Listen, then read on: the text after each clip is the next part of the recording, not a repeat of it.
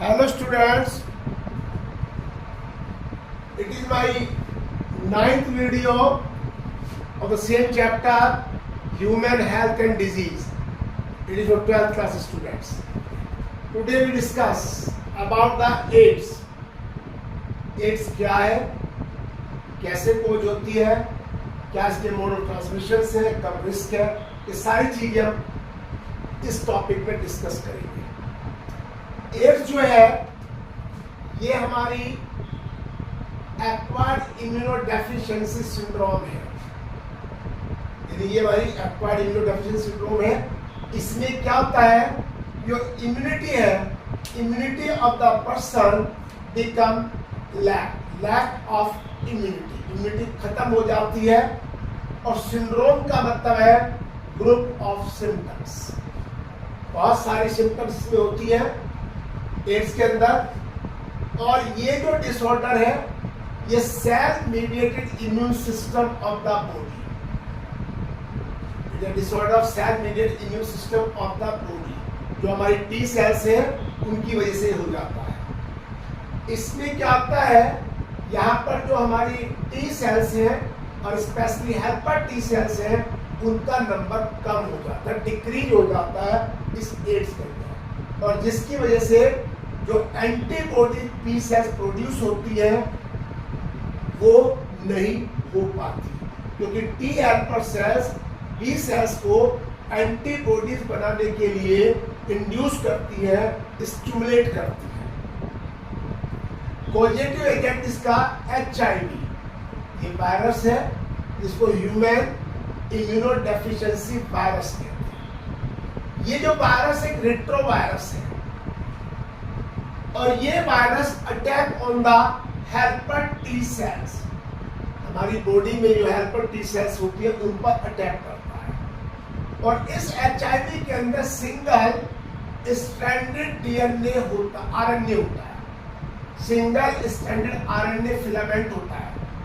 और ये जो RNA है ये associated the reverse transcriptase enzyme, यानी इसमें ये जो वायरस है और ये अटैक करता है हेल्पर टी सेल्स पर। और ये सिंगल स्ट्रैंडेड RNA फिलामेंट है, इसका जो जेनेटिक मटेरियल RNA है और वो रिवर्स ट्रांसक्रिप्टेज एंजाइम से अटैच होता है। अब इसका मोड ऑफ एक्शन और लाइफ साइकिल ऑफ HIV, देखिए क्या होता है, जो HIV वायरस है ये हमारी बॉडी में एंटर करता है।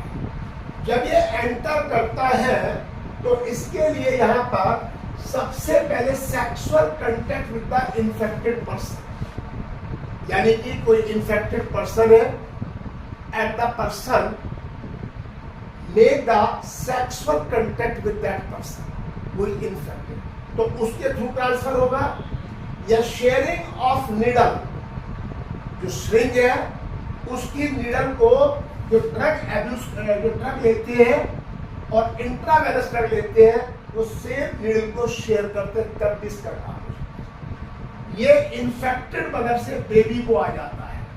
अगर मदर इन्फेक्टेड है तो फिर definitely child will be suffer from that. और spread through the body fluid, ये बॉडी फ्लूइड चाहे ब्लड है, चाहे वो आपका सीमेन है, चाहे लिम्फ है, उनके थ्रू ट्रांसमिट होता है।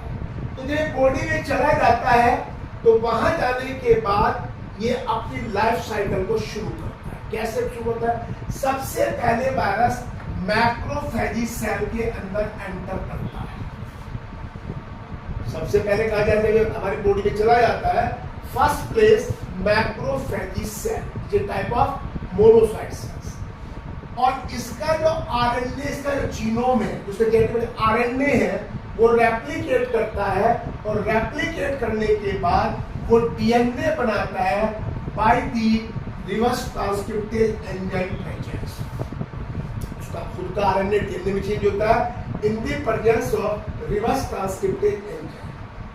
अब ये जो DNA बन जाता है होस्ट सेल के अंदर, अब जो DNA RNA प्रोड्यूस हुआ है, अब ये जो वायरल का DNA, जो वायरस का DNA ये incorporated with the host DNA, जो होस्ट का डीएनए होता है जो इन्फेक्टेड उसके डीएनए से जुड़ जाता है और फिर यहाँ पे नए वायरस प्रोड्यूस करता है। जो इन्फेक्टेड सेल्स है वो नए वायरस को प्रोड्यूस करती है जो कि HIV वायरस होता है। अब इन मैक्रोफेजी सेल में this process of production of the HIV virus continue रहती है मैक्रोफेजी।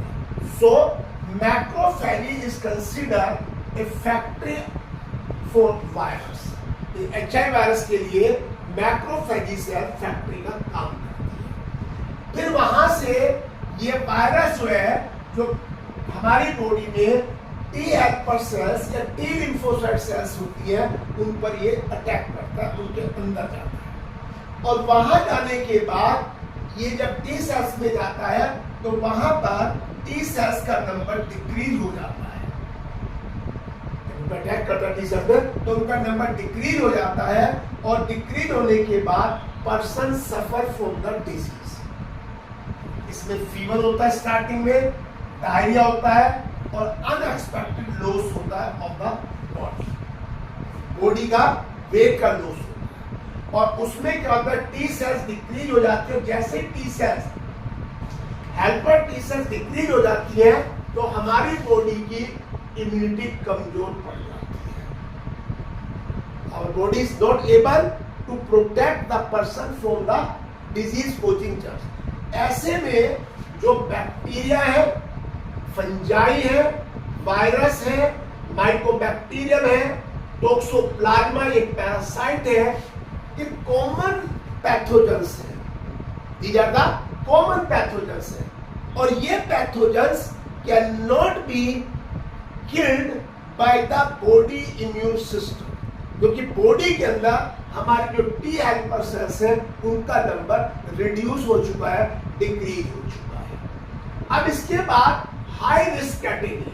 तो ये हाई रिस्क कैटेगरी में क्या होता है, जब we have the multiple sexual partner, जब हमारे एक से ज्यादा सेक्सुअल पार्टनर होते हैं या ब्लड ट्रांसफ्यूजन होता है फ्रीक्वेंटली, किसी आदमी को फ्रीक्वेंटली ब्लड ट्रांसफ्यूज हो तो ये भी एक रिस्क फैक्टर है। हो सकता है कि when the blood is transfuse the blood may be of the infected person. या जो ड्रग एडिक्ट होते हैं वो इंट्रावेनस ड्रग लेते हैं and use the same needle, it is also connected.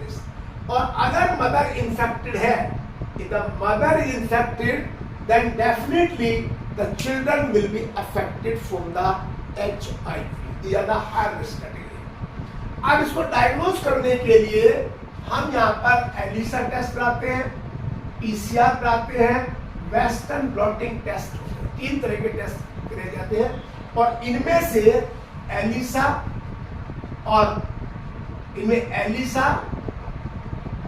And western blotting ये टेस्ट हमारे कॉमनली यूज किए जाते हैं। ELISA and western blotting. Treatment of the AIDS, देखिए एड्स का कोई ट्रीटमेंट तो है नहीं, it is not a curable disease, इसका कोई क्योर नहीं है। हाँ, we can consume the antiviral drugs for a long time. Antiviral drugs को हम यूज कर सकते हैं फॉर ए लॉन्ग टाइम, तो इससे कोई इलाज नहीं है इसका, फाइनली इसमें डेथ ही होती है। प्रिवेंशन में हमें सबसे पहले awareness and precautions are the only options. Awareness होना चाहिए, we should know about the AIDS, we should know about the impact और कंसिक्वेंसेस ऑफ द एड्स। और हमें प्रिकॉशंस क्या लेनी चाहिए, हमें sexual contact, we should not have a sexual contact with more than one partner or with more than one person, तो वो नहीं होना चाहिए। तो हमें जो है हमारे कंट्री में, in our country NSU national AIDS control organisation और NGO non governmental organisation both are honestly involved in preventing the spreading of the AIDS by awareing the people or by telling to them about some precautions. तो इसमें 1 दिसंबर जो है ये ads day के form में मनाया जाता है। It is record in the form of AIDS. और यहाँ पर कुछ मेन स्ट्रेटेजीज है। सबसे कंट्रोल ड्रग एब्यूज, इसको कंट्रोल करना है। दूसरा, हमें डिस्पोजेबल सिरिंज यूज करनी है। We should not use the same syringe.